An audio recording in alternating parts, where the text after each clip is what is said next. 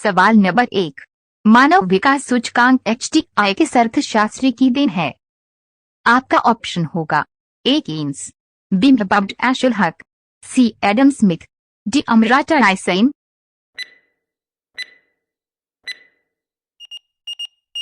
आपका सही ऑप्शन होगा बी अब्द एशुल हक।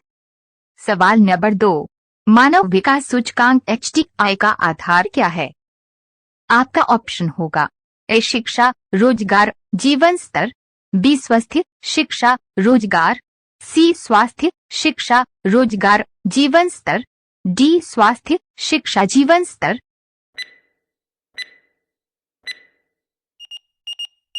आपका सही ऑप्शन होगा डी स्वास्थ्य शिक्षा जीवन स्तर। सवाल नंबर 3। राज्य स्तरीय मानव विकास रिपोर्ट जारी करने वाला प्रथम राज्य है? आपका ऑप्शन होगा ए राजस्थान, बी मध्य प्रदेश, सी उत्तर प्रदेश, डी केरल।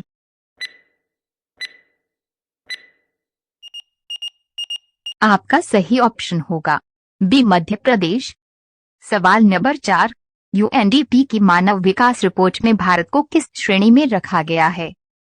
आपका ऑप्शन होगा ए निम्न मानव विकास श्रेणी, बी मध्यम मानव विकास श्रेणी, सी आकार मानव विकास श्रेणी, डी निम्न मानव विकास श्रेणी।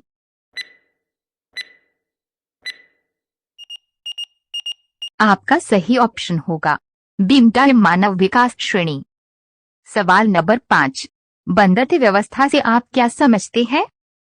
आपका ऑप्शन होगा ए रेट निर्यात बंद, बी आयात बंद, सी नियंत्रित पूंजी, डी निर्यात बंद।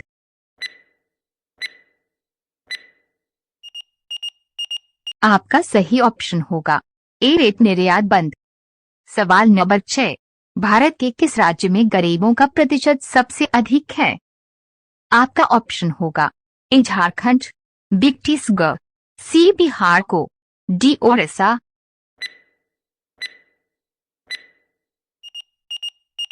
आपका सही ऑप्शन होगा डी ओडिशा। सवाल नंबर 7। भारत में निर्धनता के 70 का आकलन किया जाता है? आपका ऑप्शन होगा ए देश की मलिन बस्तियों के आधार पर, बी परिवार के उपभोग व्यय के आधार पर, सी परिवार की औसत आय के आधार पर, डी विभिन्न राज्यों में प्रति व्यक्ति आय के आधार पर।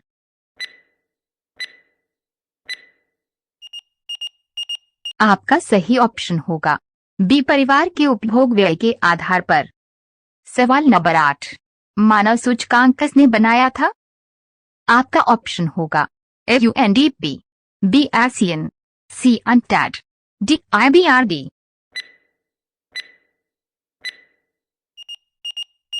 आपका सही ऑप्शन होगा ए UNDP। सवाल नंबर 9। भारतीय अर्थव्यवस्था के उदारीकरण का अग्रदूत किसे कहा जाता है? आपका ऑप्शन होगा A doctor Manmohan Singh, BP V Narasimha Rao, CP Chidambaram, D doctor Bimal Jalan.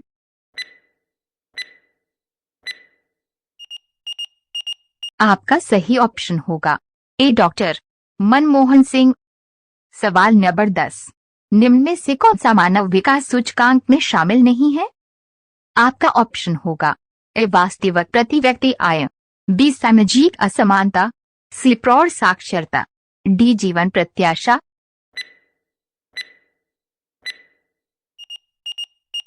आपका सही ऑप्शन होगा बी सामाजिक असमानता। सवाल नंबर 11। भारत की खोज किसने की? आपका ऑप्शन होगा ए पैहिलैन, बी वासाकाडिगामा, सी Ibn Battuta, D L Beruni.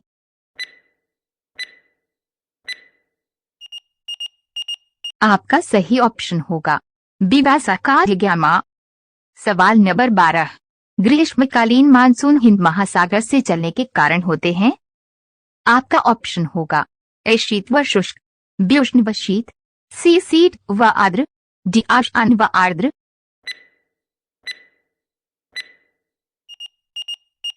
आपका सही ऑप्शन होगा ए शीत व शुष्क। सवाल नंबर 13। भारत में शीत ऋतु संबंधित विशेषता नहीं है? आपका ऑप्शन होगा ए किस ऋतु में आकाश सच रहता है, बी शीत ऋतु में आर्द्रता की कमी रहती है, सी इस ऋतु में हवाएं तेज गति से चलती है। डी भारत में शीत ऋतु दिसंबर से फरवरी तक रहती है।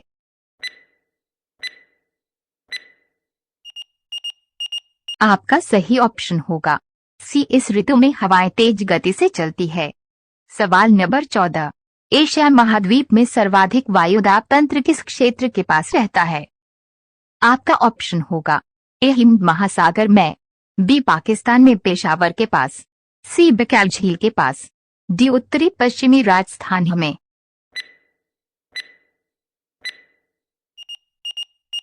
आपका सही ऑप्शन होगा सी बंगाल झील के पास। सवाल नंबर 15। शीतकालीन मानसून वर्षा किस राज्य में नहीं होती है? आपका ऑप्शन होगा ए हरियाणा, बी उत्तराखंड, सी महाराष्ट्र, डी पंजाब।